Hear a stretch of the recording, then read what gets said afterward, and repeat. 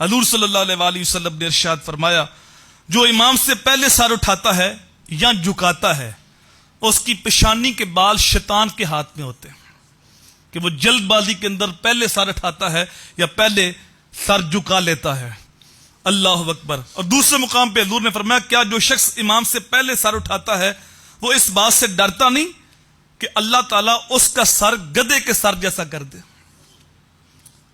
حضرت امام نووی علیہ رحمہ حدیث پڑھنے کے لیے ایک بڑے مشہور آدمی کے پاس دمشق گئے، تو وہ جو محدث سے حدیث پڑھا رہے تھے وہ پردے کے اندر حدیث پڑھا رہے تھے، تو مدت ہو گئی حدیث پڑھتے ہوئے، تو ایک دن انہوں نے عرض کی کہ میں نے آپ کے چہرے کی زیارت نہیں کی، تو میری آرزو ہے کہ میں آپ کے چہرے کی زیارت کروں۔ تو انہوں نے پردہ پیچھے کیا تو کیا دیکھا جن سے یہ حدیث پڑھتے تھے ان کا سر گدھے کے سر جیسا تھا۔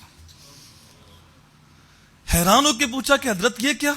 تو کہا میں نے یہ حدیث سنی تھی تو مجھے اس حدیث پہ یقین نہیں آیا تھا، تو میں نے قصدن امام سے پہلے سر اٹھا لیا یا قصدن امام سے پہلے سر جھکا لیا، تو مجھے اس کی سزا ملی ہے کہ میرا سر گدھے کے سر جیسا کر دیا گیا۔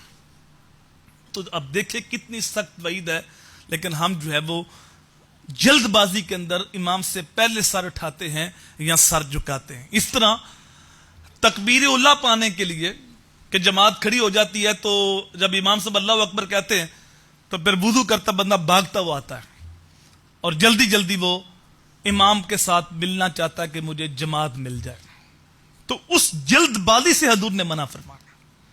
حضور صلی اللہ علیہ وسلم نے فرمایا کہ دوڑتے ہوئے نہ ہو بلکہ وقار کے ساتھ چلتے ہوئے۔ دین اسلام کہتا ہے کہ بندہ مومن کا وقار کبھی بھی ختم نہ ہو، اگرچہ وہ نماز کے لیے بھی جا رہا ہے پھر بھی جلد بازی نہ کرے، پھر بھی اپنے وقار کے ساتھ چلتا ہوا جائے۔ جتنی نماز تم جماعت کے ساتھ پاؤ اتنی جماعت کے ساتھ پڑھ لو، اور جو رہ جائے وہ اکیلے پڑھ لو، تمہیں جماعت کا ثواب مل جائے گا۔ تکبیر اللہ کا الگ ثواب ہے، لیکن اگر جماعت ایک رکعت نکل گئی، دو نکل گئی، تین نکل گئی، تم نے اکیلے پڑھ لی، جماعت کا ثواب تمہیں پورا ملے گا، لیکن تم دوڑ کر نہ ہو۔ یہاں سے ہم دین کا مزاج سمجھ سکتے ہیں کہ تم اچھے کام کے لیے آ رہے ہو، تم نماز پڑھنے کے لیے آ رہے ہو، پھر بھی جلد بازی نہ کرو۔ میں اور آپ اپنا رویہ اور پورے معاشرے کا رویہ دیکھ سکتے ہیں کہ جب اشارہ بند ہوتا ہے تو جب اشارہ کھلتا ہے تو پھر ہمارا حال کیا ہوتا ہے، اور ہماری جو حالت ہوتی ہے کہ ایک دوسرے سے آگے بڑھنے کی ہم کوشش کرتے ہیں تو بعض اوقات گاڑی کے ساتھ گاڑی ٹکرا جاتی ہے۔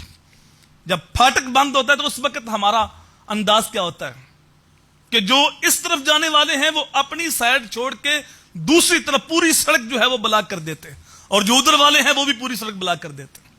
اب ادھر والے کہاں سے جائیں اور ادھر والے کہاں سے جائیں، پورا راستہ ہم نے بند کر دیا۔ تو جلد بازی کے اندر وقت کا بھی نقصان کیا، مال کا بھی نقصان کیا۔ بعض اوقات ہوتا ہے گاڑی کے ساتھ گاڑی ٹکرا جاتی ہے تو ہم اوروں کا نقصان کر رہے ہوتے ہیں جلد بازی کے اندر۔ تو اگر کچھ سمجھائے تو سمجھنے کے لیے ہم تیار نہیں ہوتے۔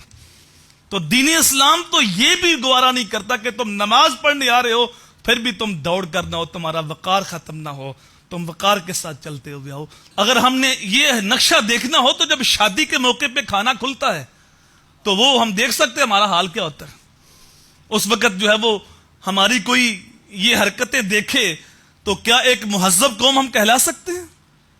کیا ہم باشعور طبقہ کہلا سکتے ہیں؟ اس وقت جو حالت ہوتی ہے کھانے کی طرف جس طرح ہم جپٹتے ہیں۔ تو حضور نے فرمایا کہ جو جلد بازی ہے وہ شیطان کی طرف سے ہے۔